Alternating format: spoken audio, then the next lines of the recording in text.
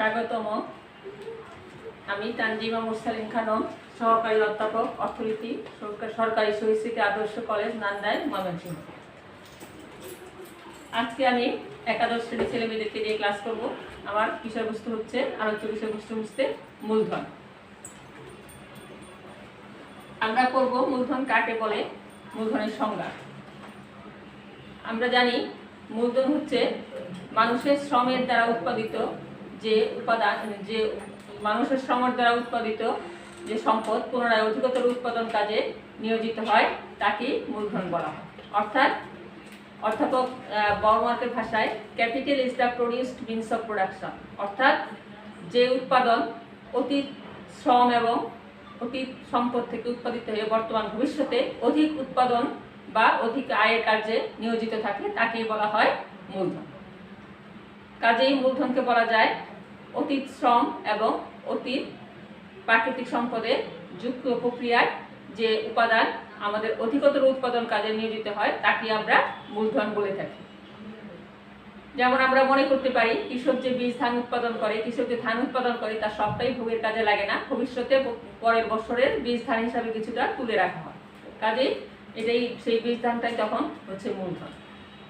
সুতরাং আমরা বলতে পারি মূলধন হচ্ছে এমন একটা উপাদান যেটি উৎপাদনের অত্যাবশ্যক এবং অধিক বর্তমান সময়ের দাবিতে সবচেয়ে গুরুত্বপূর্ণ উপাদানের মধ্যে আমরা একটাকে বলতে পারি শ্রমের পরেই মূলধনের স্থান। কারণ আমরা দেখি মূলধন ছাড়া কোনো উৎপাদনী আধুনিক উৎপাদন ব্যবস্থা বাস্তবায়িত হতে পারে না।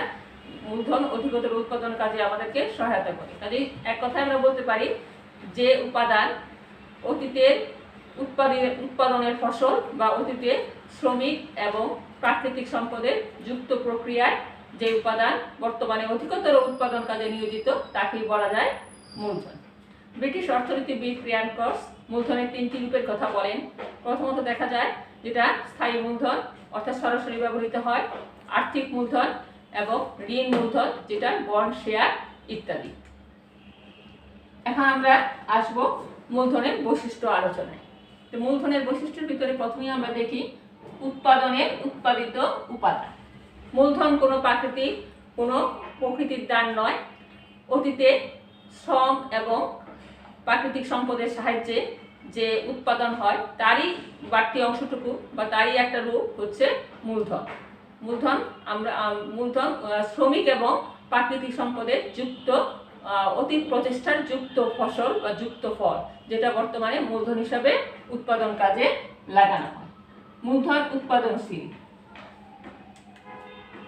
মূলধন উৎপাদনশীল অর্থাৎ বর্তমান কালে এবং অতীতকালেও বটে মূলধন বিনিয়োগের মাধ্যমে উৎপাদনশীলতা বৃদ্ধি করা যায়। যত গুরুত্বপূর্ণ উৎপাদনই হোক না কেন বা যত হালকা যত ছোটোখাটো উৎপাদনই হোক না কেন, মূলধন ছাড়া কোনো উৎপাদনই সম্ভব হবে না। বীজ ধান না রাখলে কৃষক পরের বছর চাষ করতে পারবে না। তারপরেও মূলধনের ব্যবহারের মাধ্যমে উৎপাদনশীলতা অনেক বেশি বৃদ্ধি করা যায়। যখন কাঠের লাঙ্গলের পরিবর্তে যন্ত্রপাতি ব্যবহার করা হয় তখন বলা যায় যে সেখানে উৎপাদনশীলতা আগের চাইতে অনেক বেশি বৃদ্ধি পায়। মূলধন অতীত শ্রমের ফল। মূলধন কোনো প্রকৃতির দান নয়। মূলধন কিন্তু এক সময় মানুষের দ্বারাই সৃষ্ট এবং সেটা মানুষ শ্রমের মাধ্যমে সেটাকে তৈরি করে বা সেটাকে আহরণ করে। কাজেই মূলধনকে আমরা বলতে পারি অতীতে যেটুকু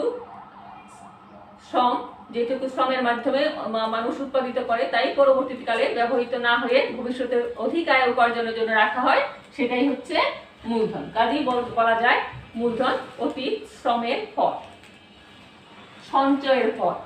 মানুষ তার আয়ের সবটুকু অংশ ভোগ করে না, কিছুটা রেখে দেয় ভবিষ্যতে নিরাপত্তার জন্য বা ভবিষ্যতের জন্য। সেটাই সেই ক্ষুদ্র ক্ষুদ্র সঞ্চয়, চলতি সঞ্চয় বা স্থায়ী সঞ্চয়, সেটাই এক সময় মূলধনের সৃষ্টি করে। কাজেই আমরা বলতে পারি মূলধন হচ্ছে সঞ্চয়ের ফল। উৎপাদন খরচ বিদ্যমান। মূলধন কোনো প্রকৃতির দান নয়। মূলধন উৎপাদন করার জন্য শ্রমিক এবং প্রাকৃতিক সম্পদ প্রয়োজন হয়। অতীতের শ্রম এবং প্রাকৃতিক সম্পদের যুক্ত প্রচেষ্টাই হচ্ছে মূলধন। কাজেই যখন সে অতীত শ্রমিক উৎপাদন কার্য করে এবং সে সাথে প্রাকৃতিক সম্পদ যুক্ত হয় তখন অবশ্যই সেটা উৎপাদন খরচ হয় এবং সেই জন্যই আমরা বলতে পারি মূলধনের উৎপাদন খরচ রয়েছে। ক্ষণস্থায়ী মূলধন চিরস্থায়ী নয়, মূলধন ক্ষণস্থায়ী। কারণ আমরা দেখি যে অনেক মূলধন কিন্তু একবারই ব্যবহার করা যায়, আবার কোনো কোনো মূলধন আছে যেটাকে বারবার ব্যবহার ফলে যেটার ক্ষয়ক্ষতি হয় এবং সেটাকে পরবর্তীকালে এটাকে আবারও নতুন করে পুনঃস্থাপনের প্রয়োজন হয়। ভবিষ্যৎ আয়ের পথ, যে সম্পদ ভবিষ্যৎ আয় উপার্জনে সহায়তা করে তাকেই বলা হয় মূলধন। অধ্যাপক চ্যাপম্যান বলেন, মূলধন হচ্ছে সেই সম্পদ যা ভবিষ্যতে আয় এবং উপার্জনে সহায়তা করে।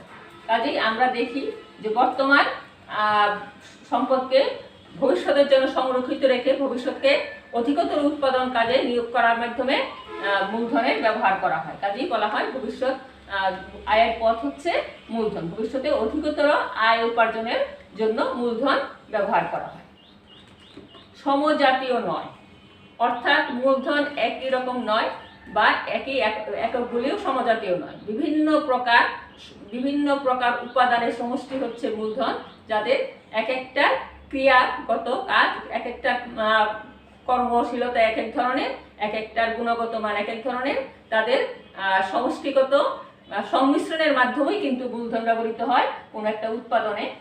কাজেই বলা হয় উৎপাদনে এককভাবে কোনো মূলধন কাজে লাগে না, যন্ত্রপাতি লাগবে, উপাদান লাগবে, কাঁচামাল লাগবে, অর্থাৎ বিভিন্ন ধরনের সংমিশ্রণের মাধ্যমেই একটা উৎপাদন কার্য পরিচালিত হয়। কাজেই বলা যায় মূলধন হচ্ছে একরকম কোনো উপাদান নয়, বিভিন্ন উপাদানের সমষ্টিগত ফল। গতিশীল মূলধন একটি গতিশীল উপাদান। শ্রমের পরেই গতিশীলতার দিক থেকে মূলধনের স্থান, কারণ মূলধন দেশের অভ্যন্তরে যেমন ব্যবহার করা যায়, বাইরেও ব্যবহার করা যায়। একই শিল্পে যেমন ব্যবহার করা যায়, পরবর্তীতে সেটা অন্য শিল্পেও কাজে লাগানো যায়। একটা যন্ত্রপাতি একজনের মালিকানায় থাকলে সে বিভিন্ন প্রতিষ্ঠানে কাজে লাগাতে পারে, অথবা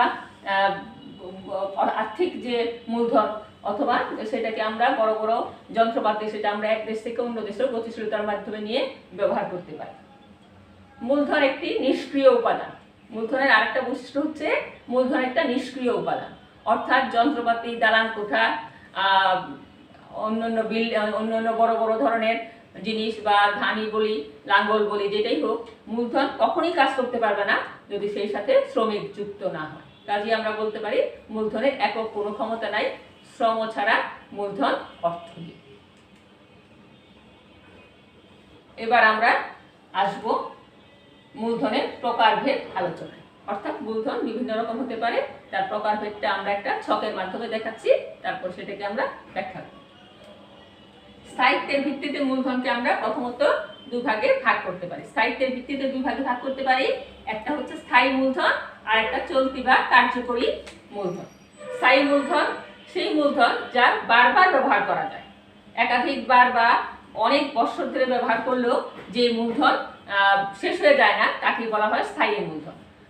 তার মানে আমরা যন্ত্রপাতি, ভারী যন্ত্রপাতি, দালান কোঠা, সমুদ্র বন্দর বা শিপিং জাহাজ, এগুলাকে সবগুলাকে আমরা স্থায়ী মূলধন বলতে পারি, যেটা একাধিকবার বা বারবার বা বহু বছর ধরে যেটাকে ব্যবহার করা যায় সেটাই হচ্ছে স্থায়ী মূলধন। তবে এই স্থায়ী মূলধন কিন্তু একটা সময় ক্ষয়ক্ষতির সম্মুখীন হয়, তখন সেটাকে আবার ক্ষয়ক্ষতি বাবদ খরচ করতে হয় বা নতুনভাবে পুনঃস্থাপন করতে হয়। আর চলতি বা কার্যকরী মূলধন হচ্ছে যে মূলধন একবার মাত্র ব্যবহার করা যায় তাকেই বলা যায় চলতি বা কার্যকরী মূলধন। যেমন বীজ ধান আমরা একবার ব্যবহার করতে পারি, তার পরবর্তীতে সেটাকে আবার আবর্তিত মূলধন বলা হয় আরেকটা কারণে, কারণ সেই বীজ ধান আবার নতুন করে ধান সৃষ্টি করে, ধান উৎপাদন করে এবং আবার তার কিছুটা অংশ মূলধন হিসেবে থেকে যায়। কাজে একে আমরা আবর্তিত মূলধনও বলে থাকি। এছাড়াও তুলা, কয়লা ইত্যাদি হচ্ছে আমাদের চলতি বা কার্যকরী মূলধনের উদাহরণ। মালিকানার ভিত্তিতে আমরা মূলধনকে মোটামুটি 4 ভাগে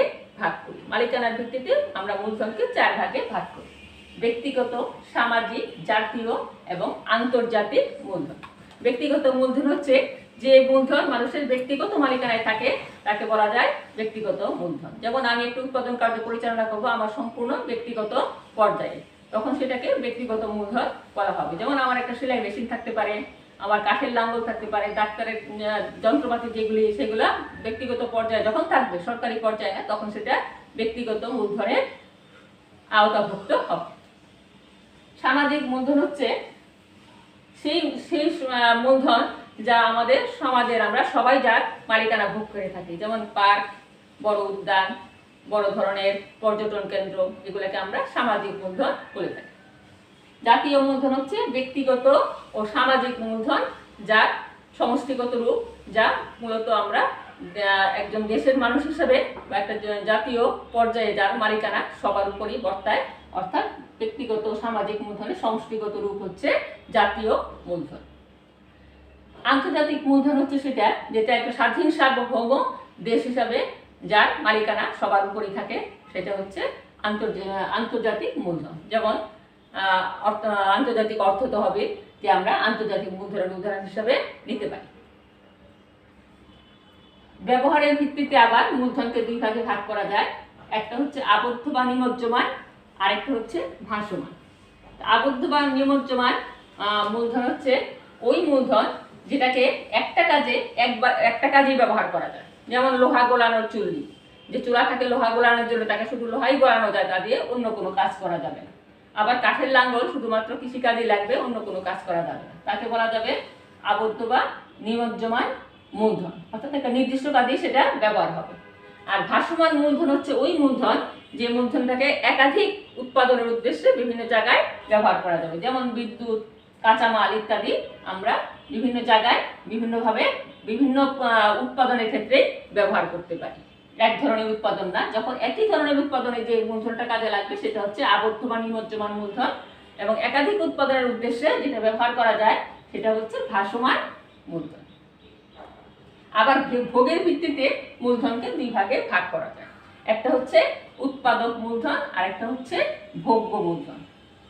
যে মূলধন সরাসরি উৎপাদন কাজে লাগবে তাকে বলা হবে উৎপাদক মূলধন। যে মূলধন সরাসরি উৎপাদনের কাজে লাগবে তাকে বলা হবে উৎপাদন মূলধন। যেমন যন্ত্রপাতি, দালান কোঠা, বিভিন্ন রকম কাঁচামাল ইত্যাদি উৎপাদক মূলধন। আর ভোগ্য মূলধন হচ্ছে উৎপাদন কার্য চলাকালীন সময়ে শ্রমিকদের জন্য যে ভোগ্য দ্রব্য লাগবে, খাদ্যবস্তু বা অন্যান্য তাদের বাবদ যে খরচ হবে, তাকে বলা হবে ভোগ্য মূলধন। যাকে আমরা বুঝতে পারলাম আমাদের মূলধনের প্রকারভেদ। মূলধনকে আমরা স্থায়িত্বের ভিত্তিতে দুই ভাগে ভাগ করলাম, স্থায়ী মূলধন, চলতি বা কার্যকরী মূলধন। মালিকানার ভিত্তিতে চার ভাগে ভাগ করলাম, ব্যক্তিগত, সামাজিক, জাতীয় এবং আন্তর্জাতিক। ব্যবহারের ভিত্তিতে দুই ভাগে ভাগ করলাম, আবদ্ধ বা নিমজ্জমান এবং ভাসমান। ভোগের ভিত্তিতে দুই প্রকার, উৎপাদক মূলধন এবং ভোগ্য মূলধন। এখন আমরা দেখব মূলধনের কার্যাবলী বা গুরুত্ব। প্রথমত আমরা দেখি মূলধন হচ্ছে উৎপাদনের ক্ষেত্রে একটা আবশ্যকীয়, যে আমরা জানি উৎপাদনের উপাদান চারটাই গুরুত্বপূর্ণ: ভূমি, শ্রম, মূলধন, সংগঠন। কোনোটা ছাড়াই উৎপাদন করা সম্ভব নয়। প্রযুক্তির সাহায্যে সেই চারটা উপাদানকে আমরা কাজে লাগিয়ে উৎপাদন কার্য পরিচালনা করে থাকি। তবে আমরা দেখি যে শ্রম এবং মূলধন এই দুইটা জিনিস আমাদের উৎপাদন কার্যের সাথে একেবারেই প্রথম থেকে শেষ পর্যন্ত জড়িত থাকবে। এছাড়া আমরা কোনোভাবেই এদের পরিবর্তনের মাধ্যমে আমরা আসলে উৎপাদন করে থাকি। অর্থাৎ কোনো দেশে উৎপাদন হয় ক্যাপিটাল ইন্টেন্সিভ বা মূলধন নির্ভর, যেখানে শ্রমিক কম লাগে, মূলধন বেশি লাগানো হয়। আবার কোনো দেশে যে মোটামুটি যারা আর্থিক দিক থেকে একটু দুর্বল দেশ, সেখানে দেখা যায় শ্রমিক বেশি লাগানো হয়, মূলধন কম লাগানো হয়, অর্থাৎ মূলধন সেখানে অপ্রতুল। এটাকে বলা হয় লেবার ইন্টেন্সিভ প্রোডাকশন বা শ্রমনিবিড় উৎপাদন। তবে আমরা জানি আমাদের অভিজ্ঞতা এবং বর্তমান আধুনিক দুনিয়ায় যেখানে মূলধন নিবিড় উৎপাদন পদ্ধতি প্রচলিত, সেখানে কিন্তু উৎপাদনশীলতা অনেক বেশি হয়, উৎপাদন বৃদ্ধি। কারণ মূলধনের মাধ্যমে উৎপাদন বহুগুণ বৃদ্ধি করা যায়। 10 জন শ্রমিকের পক্ষে যতটুকু কাজ করা সম্ভব একটা যন্ত্রের সাহায্যে হয়তো সেই সময়ে ততটুকু কাজ করা সম্ভব হয়, যার ফলে উৎপাদন অনেক গুণ বৃদ্ধি পায়। কাজে উৎপাদন বৃদ্ধিতে মূলধনের গুরুত্ব একেবারেই অপরিহার্য। দ্বিতীয়ত, শ্রমিকের দক্ষতা বৃদ্ধি। যদি যন্ত্রের সাহায্যে কোনো কাজ করা যায়, শ্রমিকের দক্ষতা অনেক গুণ বৃদ্ধি পায়। তখন শ্রমিকের উৎপাদনশীলতা বৃদ্ধি পায়, কারণ যন্ত্রের মাধ্যমে একটা কাজ যত সহজে যত অল্প সময়ে করা যায়, যখন সেটা যন্ত্র ছাড়া করা যায় না। যন্ত্র বলতে এখানে আমরা মূলধনকে বুঝবো, অর্থাৎ শ্রমিকের দক্ষতা বৃদ্ধির ক্ষেত্রে কিন্তু মূলধনের গুরুত্ব অপরিহার্য। কাঁচামালের যোগান। আমরা কাঁচামালের যোগান, কাঁচামালও একটা মূলধন, কাঁচামালের যোগান করতে গেলে আমাদের কি লাগবে? মূলধন লাগবে। মূলধনের মাধ্যমে আমরা কাঁচামালের যোগান পাবো। যন্ত্রপাতির যোগান। মূলধন আমাদের যন্ত্রপাতির যোগান দেয়। মূলধন নিজে যন্ত্রপাতি, এবং মূলধনকে যন্ত্রপাতিকে জোগাড় করতে গেলেও কিন্তু আমাদের মূলধনের প্রয়োজন হবে, আমাদের অর্থের প্রয়োজন হবে। কাজে যন্ত্রপাতির যোগানদাতা হচ্ছে মূলধন। মূলধন বৃহদায়তন উৎপাদনের সহায়ক, অর্থাৎ ক্ষুদ্র শিল্প, কুটির শিল্প যেমন ছোটখাটো আর্থিক ক্ষমতার ভিতরে সম্পন্ন করা যায়, কারণ আমরা জানি কুটির শিল্প আমরা ঘরে বসে করতে পারি, আমাদের খুব একটা যন্ত্রের প্রয়োজন হয় না। আমাদের ছোটখাটো কিছু উপাদান দ্বারাই আমরা অল্প পুঁজিতে কুটির শিল্প পরিচালনা করতে পারি। ক্ষুদ্র শিল্পের বেলাও সে একই কথা প্রযোজ্য, কিন্তু বৃহদায়তন শিল্পে অবশ্যই বড় ধরনের যন্ত্রপাতি, বড় ধরনের প্রযুক্তি, বড় ধরনের অবকাঠামো প্রয়োজন হয়। কাজেই সেখানে একটা দেশকে স্বয়ংসম্পূর্ণ হইতে গেলে কিন্তু অবশ্যই সেই দেশে কিছু প্রয়োজনীয় বৃহদায়তন শিল্প প্রতিষ্ঠান অবশ্যই থাকতে হবে, নয়তো সেই দেশ বিদেশের উপর অধিক নির্ভরশীল হয়ে পড়বে, যেটা তাদের সামাজিক দিক থেকে তাদের জন্য, জাতীয়ভাবে সেটা তাদের জন্য বিভিন্ন দিক থেকেই হবে ক্ষতিকর। কাজেই যখন মূলধনের যোগান বেশি থাকবে তখন অবশ্যই বৃহদায়তন উৎপাদনে সেটা কাজে আসবে এবং বৃহদায়তন উৎপাদন করাটা সম্ভবপর হবে। শ্রম বিভাগ প্রবর্তন। শ্রম বিভাগ বলতে আমরা কি বুঝি? আমরা জানি যখন একই শ্রমিক, বিভিন্ন শ্রমিকের ভিতর যখন কাজ ভাগ করে দেওয়া হয় এবং একই শ্রমিক একই ধরনের কাজ করতে থাকে, তখন তাকে শ্রম বিভাগ বলা হয়। এখন শ্রম বিভাগ যখন থাকে তখন কি দেখা যায়? শ্রম বিভাগের মাধ্যমে অনেক সুবিধা আমরা পাই, যেটা আমরা শ্রম সম্পর্কে যখন পড়াশোনা করলাম তখন দেখেছি যে আমরা দেখি শ্রম বিভাগের মাধ্যমে একজন শ্রমিক দক্ষ হয়ে ওঠে, সময় বাঁচে এবং তার কাজে পারদর্শিতা বৃদ্ধি পায় ইত্যাদি, বিভিন্ন সময় সংকোচ হয় ইত্যাদি, বিভিন্ন সময় সুযোগ পাওয়া যায়। কাজেই যখন বৃহদায়তন উৎপাদন থাকে তখনই কিন্তু শ্রম বিভাগ প্রচলন করা সম্ভব হয়, এবং শ্রম বিভাগের জন্য বৃহদায়তন উৎপাদনের জন্য প্রয়োজন হয় মূলধন। কাজেই আমরা বলতে পারি শ্রম বিভাগ প্রবর্তন তখনই সম্ভব হয় যখন সেটাকে মূলধনের পরিমাণও বেশি হয় এবং সেটাকে বৃহদায়তন উৎপাদনের মাধ্যমে শ্রম বিভাগ প্রবর্তন করা সহজতর হয়। সময়ের সংক্ষেপ। মূলধনের মাধ্যমে সময় সংক্ষেপ হয়, কারণ যন্ত্রপাতি সময় সংক্ষেপ করে, শ্রম বিভাগের মাধ্যমে সময় সংক্ষেপ হয়। এবং আধুনিক উৎপাদন ব্যবস্থায় আমরা দেখি প্রযুক্তিগত জ্ঞান যত অ্যাপ্লাই করা যায় বা যত প্রয়োগ করা যায় ততই আমরা সময়কে কমিয়ে আনতে পারি, তার ফলে আমাদের উৎপাদনশীলতা বৃদ্ধি পায়। উৎপাদন খরচ হ্রাস, অর্থাৎ যখন উৎপাদন বেশি হয়, যখন আমরা দেখি আমাদের উৎপাদন বৃদ্ধিতেও আমরা দেখি যে শিল্প প্রতিষ্ঠানে যখন আমরা অধিকতর মূলধন নিয়োগ করতে পারি তখন বিভিন্নভাবে আমরা বাহ্যিক এবং আভ্যন্তরীণ সুবিধাগুলি পাই, অর্থাৎ বিভিন্ন যন্ত্রপাতি নিয়োগের মাধ্যমে আমাদের বাহ্যিক ব্যয় সংকোচ ঘটে এবং উৎপাদন খরচটা হ্রাস পায়। কর্মসংস্থান বৃদ্ধি। কর্মসংস্থান বৃদ্ধি একটা দেশ এবং একটা জাতির জন্য অবশ্যই প্রয়োজনীয়, এবং তার জন্য যেটা দরকার সেটা হচ্ছে শিল্প প্রতিষ্ঠান স্থাপন। এবং শিল্প প্রতিষ্ঠান স্থাপন করতে গেলে আমরা জানি অবশ্যই সেই দেশকে মূলধন সম্পদে সমৃদ্ধ হতে হবে, কারণ মূলধন ছাড়া শিল্প প্রতিষ্ঠান স্থাপন করা যাবে না, এবং শিল্প প্রতিষ্ঠান স্থাপন যদি না করা যায় কর্মসংস্থান হবে না, বেকারত্ব বৃদ্ধি পাবে, দেশে বিভিন্ন নৈরাজ্য এবং হাহাকারের সৃষ্টি হবে। উৎপাদনের ধারাবাহিকতা রক্ষা। যদি একটা দেশে মূলধনের সরবরাহ অবিচ্ছিন্ন থাকে তবে সেখানে উৎপাদন বন্ধ হবে না, একটা উৎপাদন প্রতিষ্ঠান সবসময় উৎপাদন কার্য পরিচালনা করতে পারবে, উৎপাদন বেশি হবে। কিন্তু মূলধনের ঘাটতি হয়ে গেলে বা মূলধন যোগান দিতে না পারলে তখন কিন্তু উৎপাদনের ধারাবাহিকতা রক্ষা করা যাবে। উদ্ভাবন।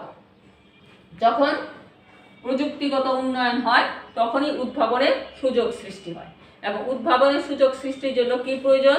গবেষণা প্রয়োজন, আর্থিক সহায়তা প্রয়োজন, এবং বিভিন্ন রকম যন্ত্রপাতির সমাবেশ প্রয়োজন, এবং সেটা মূলধন যোগান দেওয়ার মাধ্যমেই একমাত্র সম্ভব হতে পারে। প্রাকৃতিক সম্পদের উত্তম ব্যবহার।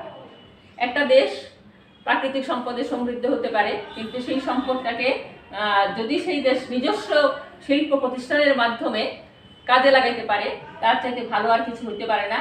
কারণ আমরা দেখি আমাদের দেশেও আমরা বিভিন্ন রকম বস্ত্র শিল্প, তারপরে আমাদের চিনি শিল্প, চা শিল্প, এগুলাকে আমরা কিভাবে কাজে লাগাই, আমাদের নিজস্ব প্রাকৃতিক সম্পদের মাধ্যমে কাজে লাগাতে পারি। যখন সেই সম্পদগুলোকে বাইরে থেকে আনতে হয়, কাঁচামাল বাইরে থেকে আনতে হয়, তখন সেটার উৎপাদন খরচ অনেক বেশি হয়ে যায়।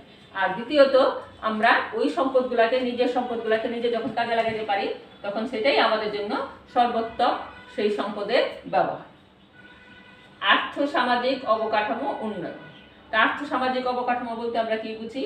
আমরা বুঝি হাসপাতাল, আমরা বুঝি শিক্ষা প্রতিষ্ঠান, আমরা বুঝি ভালো রাস্তাঘাট, এবং সেই উন্নয়নের জন্য কি প্রয়োজন? প্রচুর পরিমাণ মূলধন প্রয়োজন। কারণ মূলধন বলতে কিন্তু আমরা শুধুমাত্র যন্ত্রপাতি যেমন বুঝি, সেরকম ব্যবসায় বিনিয়োজিত অর্থকেও বুঝে থাকি, যে অর্থটা আমাদের অন্য কাজে না লেগে অধিকতর উৎপাদনের কাজে যখন ব্যবহৃত হবে, তখন সেই অর্থকে আমরা মূলধন বলতে পারি। কাজে আমাদের আর্থসামাজিক অবকাঠামো উন্নয়নের জন্য অবশ্যই মূলধনের প্রয়োজনীয়তা রয়েছে। জীবনযাত্রার মান বৃদ্ধির সহায়ক। আমরা দেখি একটা অনুন্নত দেশ, মূলত দেখা যায় দেশে অনুন্নত দেশের উৎপাদন ব্যবস্থা থেকে অনুন্নত এবং কৃষি নির্ভর। আমরা দেখি অনুন্নত দেশের বৈশিষ্ট্যের মধ্যে একটা হচ্ছে কৃষি নির্ভর অর্থনীতি। কাছে কৃষি নির্ভর অর্থনীতিকে আমরা অনুন্নত দেশের একটা বৈশিষ্ট্য যদি বলি, তাহলে তখন দেখি আমাদের দেশটাকে, আমাদের জীবনযাত্রার মান অত্যন্ত নিম্ন।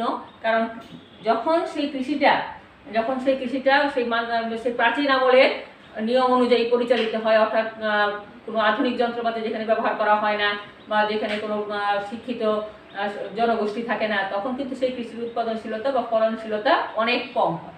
আবার যখন দেখা যায় সেই কৃষিতেই আবার উন্নত চাষাবাদ পদ্ধতি প্রয়োগ করা হয়, উত্তম বীজ সার প্রয়োগ করা হয়, তখন সেই কৃষির উৎপাদনের মাত্রা অনেক বৃদ্ধি পায় এবং সেই সাথে জীবনযাত্রার মানও বৃদ্ধি পায়। কাজেই শুধুমাত্র কৃষি নয়, যখন কৃষি উন্নত হবে, তখন কৃষিভিত্তিক শিল্প প্রতিষ্ঠান গড়ে উঠবে এবং শিল্প প্রতিষ্ঠানের মাধ্যমে লোকজনের আর্থিক অবস্থার উন্নয়ন ঘটবে। আর্থিক অবস্থার উন্নয়নের মাধ্যমে জীবনযাত্রার উন্নয়ন তথা দেশের সার্বিক উন্নয়ন সম্ভব হবে।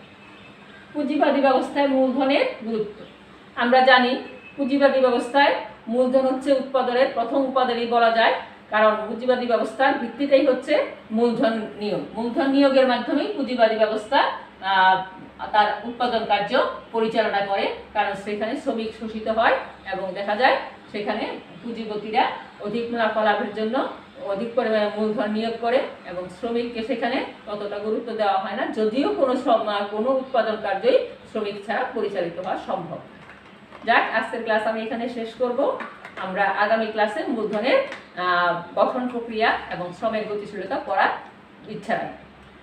আমি তাহলে আজকের ক্লাস তোমাদেরকে শুভেচ্ছা জানিয়ে এখানেই শেষ করছি। ধন্যবাদ।